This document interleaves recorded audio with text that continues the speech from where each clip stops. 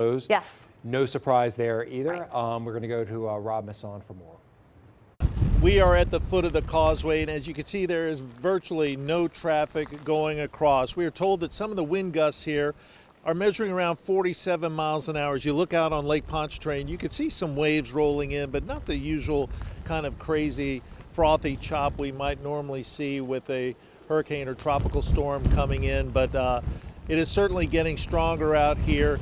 And you can see the windmill that they have up here spinning rather rapidly, and some wave action hitting the shore there in Lewisburg, but certainly nothing too dramatic at this point. Francine still a good ways away. I'm joined by Causeway Police Chief Roy Jacob. And Roy, what do you think about the conditions out there right now?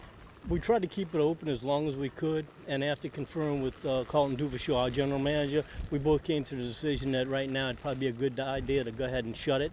It may not be long. We're trying to get that thing to get through here. Once it gets through here and it's safe to let people back home, we'll be glad to do that. But right now, just being cautious, we're going to go ahead and shut down. Basically, when the winds gust to about 50, you believe it's wise to go ahead and take that action? That and the rain, and if it's crosswinds and everything, yeah, all that comes into play. And what will determine when you all are able to reopen? When the winds come down to a safe mile per hour, if the crosswinds stop and the storm gets north of us. You all have been shut down to RVs and glass trucks for most of the day today, right? Pretty much all day, yeah, when I came in this morning. Any problems?